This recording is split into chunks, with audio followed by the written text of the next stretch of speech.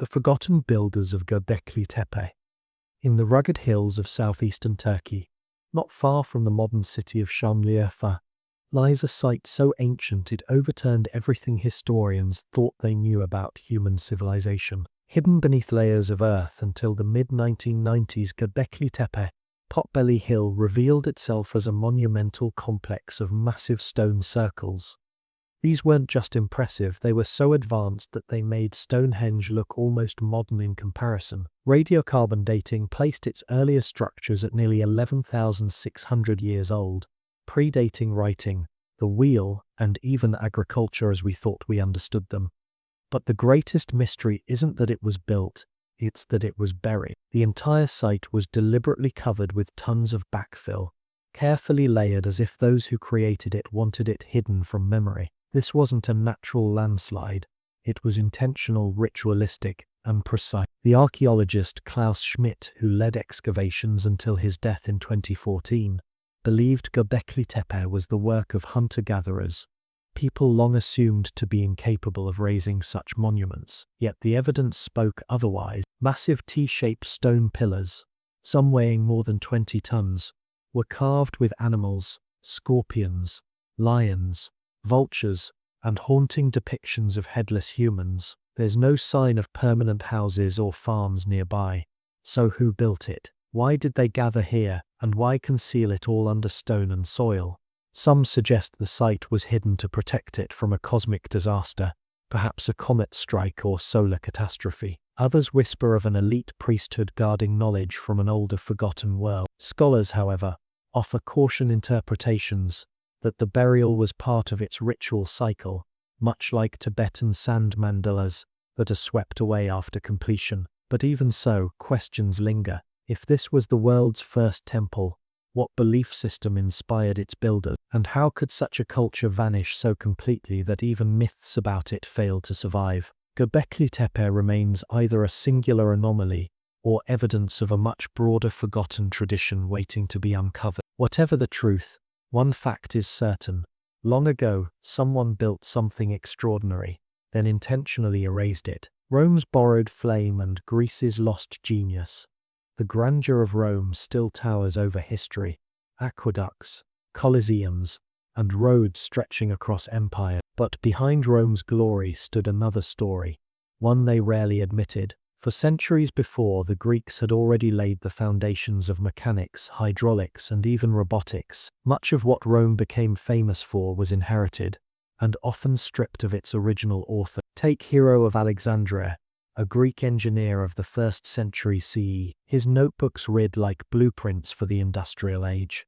The world's first recorded steam engine, self-opening temple doors, coin-operated machines, even moving automata. Yet his works were scarcely copied, rarely cited, and often forgotten. Why?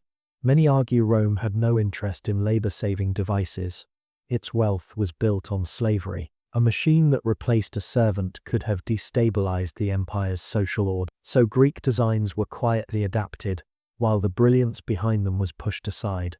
Consider also the Antikythera mechanism, recovered from a shipwreck for decades. It baffled researchers until modern imaging revealed it was a complex astronomical computer, capable of predicting eclipses and planetary cycles with stunning accuracy. Built around 100 BC, it predated anything like it by over a millennium, yet no Roman source mentions it. Not one. Was this ignorance, or deliberate silence? Even the great library of Alexandria, the world's beacon of knowledge, burned multiple times under Roman control. Some losses were accidents of war and decay, others were targeted erasure. Rome conquered Greece militarily, but culturally it absorbed, and sometimes suppressed, the innovations of the very people it conquered. What we remember as Roman progress was often Greek brilliance, repackaged while the original flame was dim. The Indus script mystery. On the dry plains of today's Pakistan and northwest India, a sophisticated civilization once thrived. The Indus Valley, flourishing between 200 and 600 and 1900 BCE.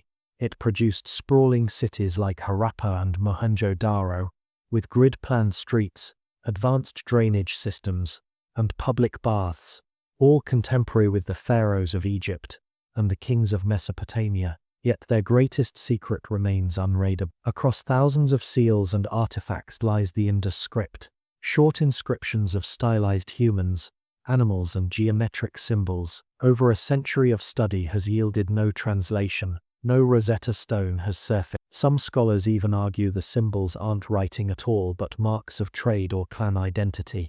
This uncertainty has bred controversy. Early colonial archaeologists in the 20th century downplayed the possibility of a literate South Asian civilization, since it didn't fit the imperial narrative of civilization flowing west to east. Later debates tied the script to political identity.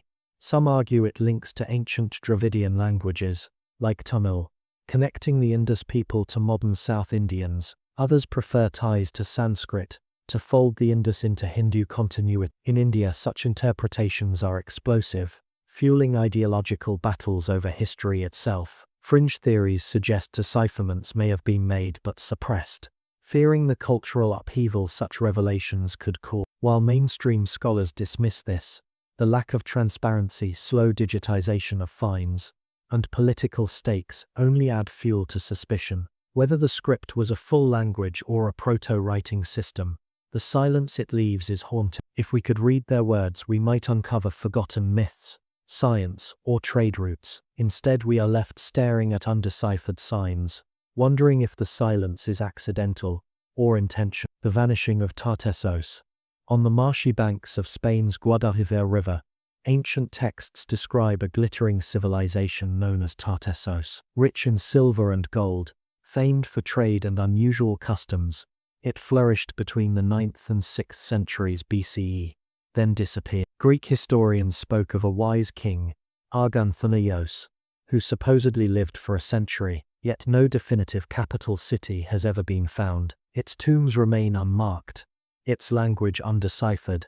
Some argue it was simply swallowed by shifting river deltas and flood. Others suggest it gradually blended into Iberian cultures, its name fading with time. But alternative theories propose something darker, that Tartessos was intentionally erased. As Phoenicians and later Carthaginians extended their dominance, they may have seen Tartessos as a rival to their trade empires. Cutting off its power, absorbing its ports, and eliminating its name may have been strategic. Rome's later conquest buried any remaining identity under Hispania, rebranded in Latin.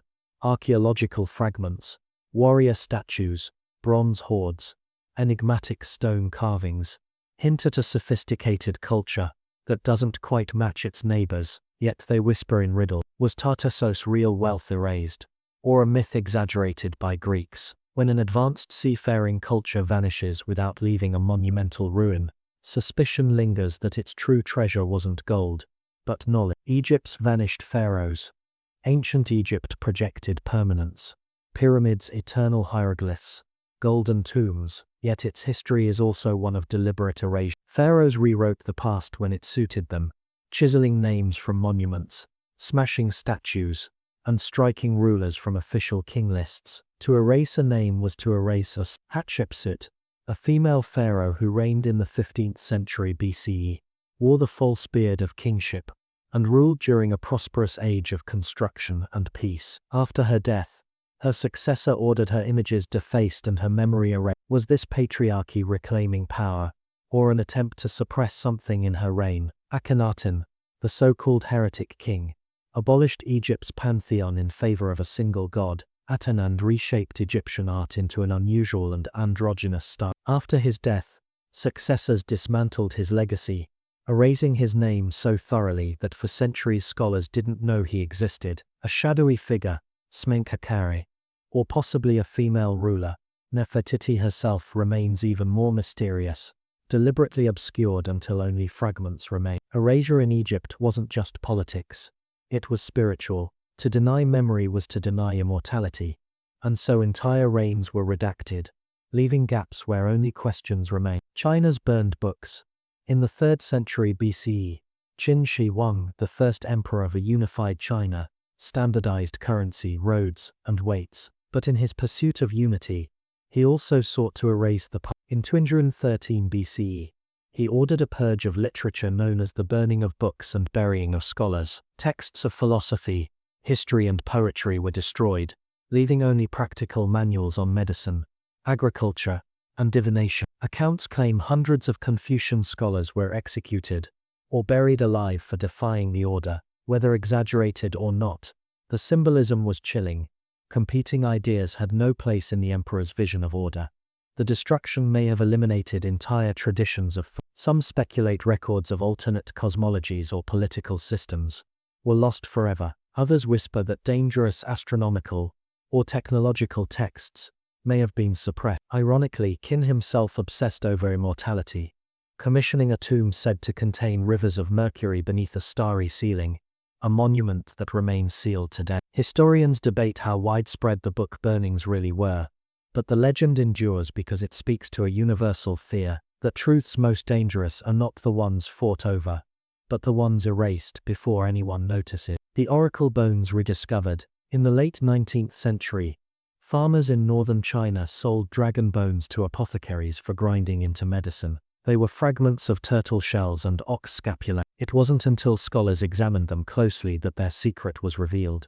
These were oracle bones inscribed with the earliest known form of Chinese writing, dating back over 3,000 years to the Shang dynasty. Used for divination, the bones carried questions carved into their surfaces, then cracked with heat. Priests read the patterns and sometimes recorded the answers directly beside the questions. They preserved names of kings, battles, eclipses, and harvests, fragments of a forgotten world. Yet for centuries their true significance was ignored. Countless bones were destroyed before scholars recognized them as records. The voices of ancient China had been ground to dust in superstition and trade. Their rediscovery changed history, but it also made clear how easily history can be silenced. And even once their significance was recognized in the early 20th century, their journey into scholarship was anything but smooth. The process of collecting, preserving, and studying them was fragmented, politicized, and at times openly obstructed. Some Chinese elites dismissed them as primitive fortune-telling, unworthy of serious study.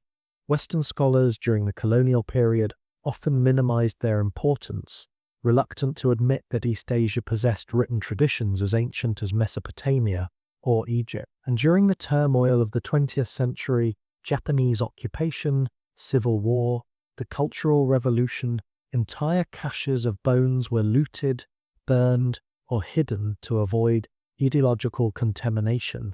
The oracle bones, once fractured by heat for divination, were fractured again by politics. Why the resistance? Some point to what the inscriptions revealed. The Shang kings, far from benevolent rulers, conducted human sacrifices, their rituals bound in blood and bone. That image clashed with the preferred narrative of continuity, order, and moral governance that later dynasties promoted. Others focus on the script itself. The writing was already so advanced, so consistent, that it implies a much longer tradition behind it, one we haven't yet uncovered. Fringe researchers speculate about lost dynasties before the Shang, whose records were scrubbed away, or about cultural influences outside the Han narrative, absorbed and then erased. To them, the bones were the last sparks of a forgotten fire, and someone made sure the embers never fully reignited. Mainstream scholars still debate whether the oracle bones represent the very beginning of Chinese writing or simply the earliest examples that survive. But each fragment is more than archaeology.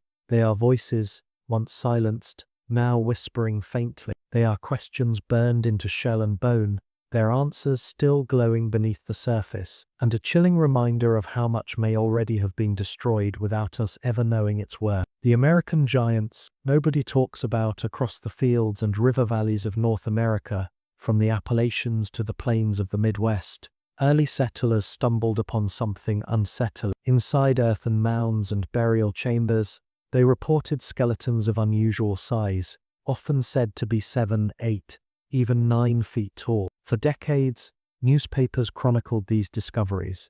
The New York Times, Scientific American, and countless local gazettes ran stories of giant bones, double rows of teeth, elongated skulls, and strange burial rites. Then, abruptly, the stories stopped. At first, these remains were linked to the so-called mound builders, a mysterious people once believed to predate Native Americans. Later archaeology connected the mounds to cultures like the Adena, Hopewell, and Mississippians. But the giants, they quietly vanished from serious discussion. Many skeletons were never properly catalogued. Others entered private collections or ended up in museum basements without records. Some claim they were gathered by the Smithsonian and disappeared without explanation, a charge the institution denied. Official explanations frame the giants as exaggerations, mistakes, or cases of rare conditions like gigantism, yet the inconsistencies remain. Old excavation notes describe features that don't fit normal human anatomy.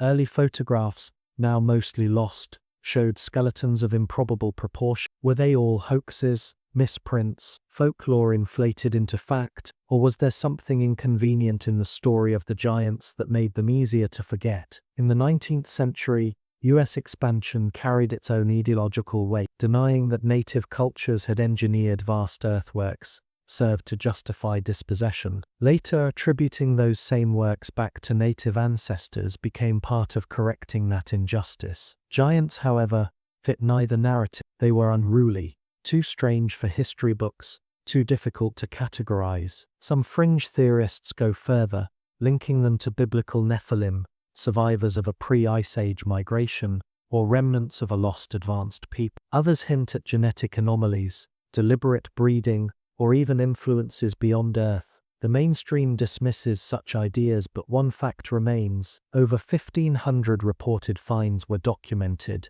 and most of the physical evidence has vanished. Was it all sloppy science, or did someone ensure that these bones never became more than rumor? The library under the desert, at the edge of the Taklamakan Desert in western China, in the year 1900, a wandering monk named Wang Yanlu pried open a thin plaster wall in the Mogao cave complex at Dunhuang. Behind it was a sealed chamber that had been hidden for centuries. Inside lay tens of thousands of manuscript scrolls, silk banners, and paintings, covering everything from Buddhist sutras to medical manuals, star charts, and records of daily life. It was one of the most extraordinary literary finds in human history, and yet the response was strangely muted.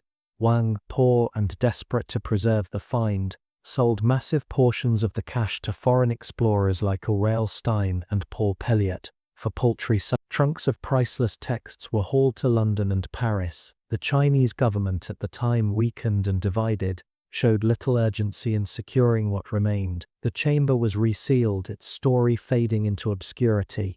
Why hide such a treasure? Some argue the chamber had been sealed long before Wang's time, perhaps to protect it from warlords, nomadic raiders, or religious purges. Others suspect something deeper. Among the texts were astronomical maps of stunning precision, advanced medical observations, and references to works now lost. The Diamond Sutra, dated to 86-8, is the world's oldest printed book, yet its craftsmanship suggests a level of expertise far beyond its era. Rumors persist that not all the scrolls were catalogued. Some were spirited away into private collections, or hidden in secret archives, and whispers continue that other sealed caves remain untouched, their contents deliberately kept off limits. Was Dunhuang a random hoard, or part of a larger intentional archive, a time capsule sealed against forgetting? If so, who decided what knowledge should be hidden, and why? Atlantis, a real place or a perfect distraction? Of all the lost civilizations,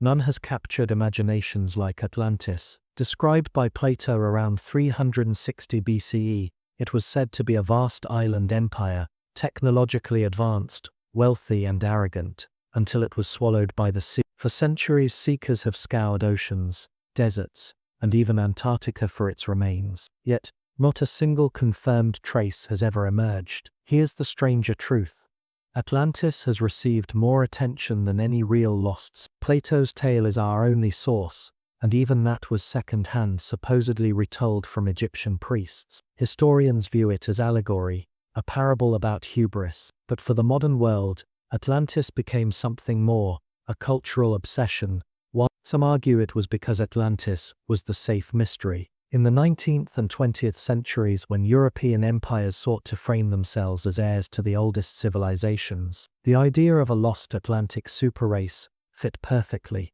It allowed civilization's roots to be traced westward, not eastward. Later, fringe authors piled on, crediting Atlantis with flying machines, psychic powers, even alien contact. These fantastical claims drowned out attention from real ruins, like Tartessos in Spain, or the shattered Minoan world of Santorini, which may in fact have inspired Plato's story. Some researchers suspect this was no accident. The fixation on Atlantis may have been encouraged precisely because it kept the public fascinated with an unsolvable riddle, while distracting from ruins and records that truly threatened accepted timeline. Atlantis, in other words, became the lightning rod, spectacular, seductive, but ultimately unknowable. Whether it was Plato's invention or a distorted memory of real events, its effect is undeniable. Atlantis has become less about history and more about us, about what mysteries we're comfortable chasing and which ones we'd rather not face. Conclusion: